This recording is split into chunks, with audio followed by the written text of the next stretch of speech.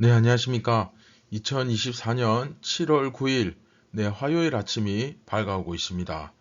자, 15번째 이야기, 가장 최악의 상황에서도, 오늘 세 번째 시간이죠. 하나님을 떠난 상황, 하나님을 떠난 상황이라는 제목으로 미가서 7장 5절, 6절, 두 절 말씀 함께 우리 읽고 경건의 시간을 시작하도록 하겠습니다. 너희는 이웃을 믿지 말며 친구를 의지하지 말며 내 품에 누운 여인에게라도 내 입의 문을 지킬지어다. 아들이 아버지를 멸시하며 딸이 어머니를 대적하며 며느리가 시어머니를 대적하리니 사람의 원수가 곧 자기의 집안 사람이로다.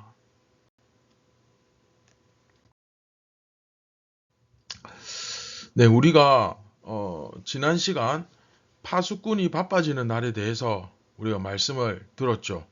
그래서 파수꾼이 일이 없어야, 파수꾼이 한가해야 그 나라가 평안하다는 증거죠. 그런데 이 파수꾼이 막 바빠집니다.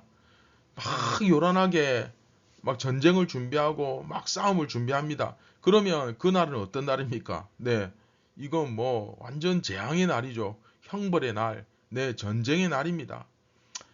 그리고 오늘 말씀에서는 그런 상황이 오면 이제 어떤 일이 벌어지느냐 하는 것을 좀 더 이제 자세히 말씀하는데, 자, 지도자와 재판관들은 지난 시간, 그쵸, 파수꾼의 날이 임해서 제일 먼저 끌려가고 형벌에 임하고, 또 그 밑에 있는 일반 백성들 사이에서는 어떤 일이 벌어지느냐. 자, 오늘 본문 5절이죠. 이웃을 믿지 말며 친구를 의지하지 말며 내 품에 누운 여인에게라도 내 입의 문을 지킬지어다. 자, 이게 무슨 상황인지 대충 감이 오십니까? 그쵸? 그 누구에게라도, 바로 나와 함께 자는 내 아내, 그쵸? 내 남편이라 할지라도 솔직한 이야기를 할 수가 없어요. 한마디로 옆에 있는 사람을 믿을 수가 없습니다. 내가 이 사람에게 이런 말을 하면, 그 사람이 언제 이걸 그냥 꼬투리를 잡아가지고 내게 해코지를 할지 모르기 때문에 그 누구도, 내 가족도 믿지 못하는 그런 상황이 벌어지는 거죠. 계속해서 6절 보시면 아들이 아버지를 멸시하며 딸이 어머니를 대적하며 며느리가 시어머니를 대적하리니 사람의 원수가 곧 자기의 집안 사람이로다. 네, 이 말씀, 사람의 원수가 곧 자기 집안 사람이다. 이 말씀 많이 들어보셨죠? 근데 이 말씀이 바로 이런 배경에서 나온 거예요. 가장 가까운 사람들이 누구입니까? 내 가족이잖아요. 그런데 그 가족이 서로를 믿지 못할 뿐만 아니라 심지어 그 위계 질서 자체가 완전히 다 무너지는 거예요. 그 위계 질서가 다 무너지고 서로 간에 내 믿음도 다 사라지고 도무지 그 가운데서 함께 지낼 수가 없게 되는, 한마디로 이렇게 되면 어떻게 되겠습니까? 그쵸? 마음에 참 안식과 평안이 없어요. 인간적으로 말이죠. 바깥에서 일할 때는 그래도 서로 잘 모르는 사람들끼리 일적으로 만났기 때문에 서로 이제 사무적으로 대하고 그렇게 맡은 일을 이제 진행해 나갈 수밖에 없죠. 그런데 적어도 집에 들어오면 어떻습니까? 서로 믿는 사람들끼리 모여 있는 곳이 집이잖아요. 그렇죠? 그래서 그 믿는 사람들끼리는 서로 마음을 터놓고 좀 이렇게 편하게 살 수 있어야 이 사람이 좀 마음이 진정이 되고 안식을 누리고 평안해질 수 있고. 그런데 이 뭐 가족들조차도 믿을 수가 없다. 가족들조차도 내가 한 말을 언제 어떻게 꼬투리 잡아가지고 나를 공격할지 모른다. 네, 그런 상황이 임한다는 겁니다. 이건 그야말로 절망이죠. 이런 절망을 미가 선지자는 노래하고 있습니다. 자, 여러분, 북한이 그렇다고 합니다. 함부로 잘못 말했다가는 아버지가 뭐 이런 말을 했다고 아들이 바로 달려가서 고발하고, 아버지가 예를 들어서 뭐 장군님이나 뭐 국가나 수령에 대해서 한 번이라도 탓하거나 욕을 하게 되면 아들이 그 말 듣고는 바로 달려가서 우리 아버지가 이런 말을 했다. 이렇게 고발한다 하더라고요. 마치 그런 상황이 실제로 율법을 지키지 않는 사람들, 그렇죠? 하나님의 말씀에서 떠난 사람들, 하나님의 말씀을 지키지 않고, 그렇죠? 하나님의 그 진리를 떠난 사람들이 모여 있는 사회에서는, 어떤 조직과 기관에서는 그런 일이 벌어진다는 겁니다. 사실 그렇지 않습니까? 북한 사회야말로 어떤 사회입니까? 하나님의 말씀이 없는, 정말 전혀 받아들여지지 않는 가장 대표적인 사회 아닙니까? 그러니까 저렇게 되는 거예요. 서로를 믿을 수가 없고 심지어 가족도 믿을 수가 없는 그런 늘 불안한 사회, 그런 사회가 만들어질 수밖에 없는 겁니다. 하나님의 말씀이 없으면 결국 사회는 그렇게 될 수밖에 없죠. 하물며 교회는 어떻습니까? 교회 공동체도 마찬가지죠. 우리가 교회의 어떤 소그룹이나 셀 모임이나 소그룹 안에서 우리가 진심으로 마음을 터놓고 자기의 고민을 이야기하고 자기의 어떤 슬픔과 걱정과 고민거리를 이야기했을 때 온 교회에 막 소문이 나가지고 그것이 가십거리가 되고 그걸 서로 막 흉보고 하는 그런 상황이 된다면 여러분 어떻습니까? 최악의 상황 아닙니까? 그야말로 오늘 본문처럼 하나님을 떠난 상황이죠. 그렇죠? 그게 어떤 원래 사람이 다 그래, 교회도 마찬가지야가 아니라 정말 우리가 하나님 말씀 앞에 바로 서 있는가를 진지하게 고민해보는 어떤 계기가 되어야 되고, 그런 현상들이 하나의 하나님 주시는 경고의 메시지가 되어야 됩니다. 그걸 깨달을 수 있어야 되겠죠. 그렇죠? 정말 조금이라도 그 가운데 소돔성과 같은 그 의인 10명이라도 있으면 하나님께서 그곳을 멸하지 않으신다는 그 말씀처럼, 그곳에 조금의 그리스도인들이라도 정말로 하나님 앞에 바로 선 자들이, 하나님의 말씀과 그 진리를 아는 사람들이 있어서 그들이 자기들의 가치관을, 그 하나님 중심의 삶을 자꾸 퍼뜨리고 그들의 어떤 질서, 그렇죠? 예수 그리스도의 그 진리의 말씀을 따르는 그 질서를 알게 함으로써, 그래서 그 세상을 좀 더 지켜줘야, 그렇죠? 그래도 좀 사람이 살만한 곳이 되는데, 이건 뭐 심지어 교회조차도, 빛과 소금이라고 하는 그 교회조차도 썩어서 냄새가 나고 그곳에 하나님을 경외하는 사람이 하나도 없는 세상, 그런 세상이 되어버리면 결국 오늘 성경 말씀에 나오는 오늘 본문처럼 이런 사회가 되고 마는 거예요.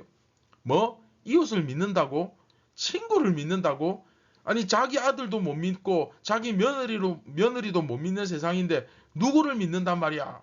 네, 바로 그런 세상이 되어버리고 말 것입니다. 미가 선지자는 바로 그것을 바라보면서 슬픈 애가를, 그쵸? 탄식하면서 노래를 부른 거예요. 왜 이런 일이 벌어졌을까?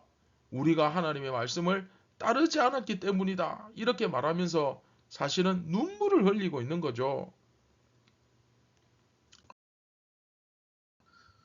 자, 여러분 말씀을 맺도록 하겠습니다. 여러분 이것이 정확하게 재앙이 임한 이후의 상황을 말하는 것인지, 아니면 이미 현 상황이 이렇다는, 이미 이런 재앙이 임했다는 것인지 불분명하지만, 뭐 재앙이 임하기 전이든 후든 뭐 중요한 것은 그게 아니죠. 이미 이들이, 중요한 건 이거죠. 이미 이들이 하나님을 떠난 상황이기 때문에 어떻게 보면 이게 뭐 별 큰 차이가 없습니다. 사람들 사이에서, 그쵸? 사람들 사이에서는 가장 중요한 그 서로에 대한 믿음이 사라지고, 심지어 가장 가까운 사람들, 가족들조차도 서로를 믿을 수가 없고 원수가 되는 그런 상황이 벌어집니다. 그리고 조금 전 말씀드렸듯이 아버지와 아들, 딸과 며느리, 또 며느리와 시어머니, 이런 기본적인 위계 질서도 다 무너지는 거예요. 자, 여기서 우리가 반드시 기억하고 넘어가야 할 중요한 포인트가 뭐냐? 결국 하나님을 떠난 상황에서는, 하나님을 떠난 사람들은 아무도 못 믿는 상황에 빠지고 만다는 거예요. 믿으면 믿을수록 실망만 더 커지고 화만 넘쳐나고 배신만 당하게 되고, 이것이 바로 인간이 죄 가운데 거했을 때 나타나는 가장 대표적인 결말이라고 할 수 있습니다. 자, 여러분은 지금 어떻습니까? 지금 현재 마음에 참 평안과 안식을 누리고 있습니까? 기쁨과 자유가 있습니까? 만일 하나님을 떠난 상황이거나 혹 내가 요즘 말씀을 통해 주님과 전혀 가까워지지 못하고 있는 종교 행사만 하고 있는 종교 의식만 종교적인 예배만 드리고 있는 그런 상황이라면 지금 내가 아무리 평안하다 뭐 괜찮다 하더라도 그것은 자기 기만이고 변정하고 찾아온 평안이 아니라 사실은 재앙이죠. 여러분 특히 요즘 같은 사회에 이렇게 어떤 스피드한 사회죠. 또 변화가 빠른 사회죠. 이런 사회에서 바쁨과 바쁘다는 것 그리고 빨리빨리 한다는 이것 이 두 가지 사이에서 정말 조심해야 됩니다.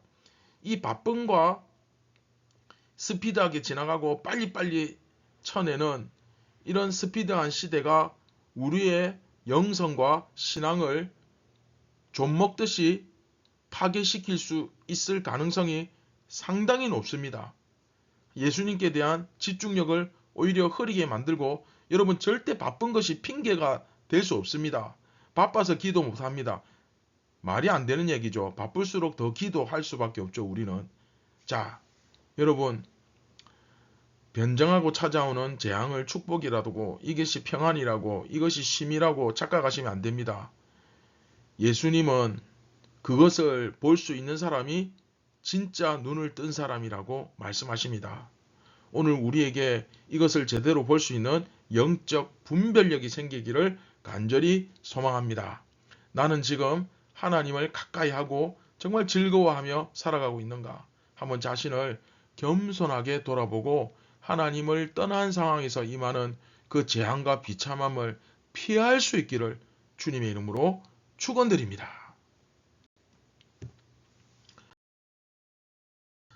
네, 말씀을 기억하며 우리 같이 기도하겠습니다. 참 좋으신 예수님, 저희가 하나님을 떠난 상황에서 아무리 기쁘다, 아무리 평안하다, 아무리 좋다 한들 그것이 우리에게 복이 아니라 재앙임을 주여 깨닫게 하여 주시고 우리가 하나님을 떠남으로 인하여 주님께 집중하지 못함으로 인하여 찾아오는 여러 가지 불안과 평안을 누리지 못하고 자유를 누리지 못하고 늘 근심하고 늘 서로를 믿지 못하는 그리고 그 위기 질서가 다 무너지는 그런 상황을 우리가 볼 수 있게 하여 주옵소서.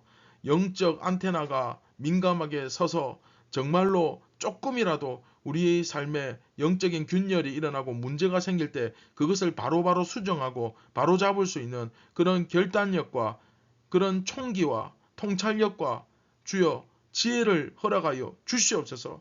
오늘도 우리가 세상에 소돔성에 남을 마지막 의인 10명과 같은 그런 존재가 되길 원합니다. 주여 부족한 저희들을 들어 사용하여 주시옵소서. 우리를 구원하신 예수님의 이름으로 기도드립니다. 아멘. 여러분 각자가 사는 그 지역에 마지막 남은 의인 10명과도 같은 존재가 되길 바랍니다. 그래서 여러분 때문에 여러분이 서 있는 그 땅이 복을 받고 하나님의 진노를 잠시 유보시키고 그 임박한 심판을 조금 더 진정시키며 다시 한 번 더 하나님을 알지 못하는 자에게 기회의 땅이 되는 그런 역할을 감당하는 빛과 소금과 같은 예수님의 제자가 다 되기를 간절히 바랍니다. 감사합니다.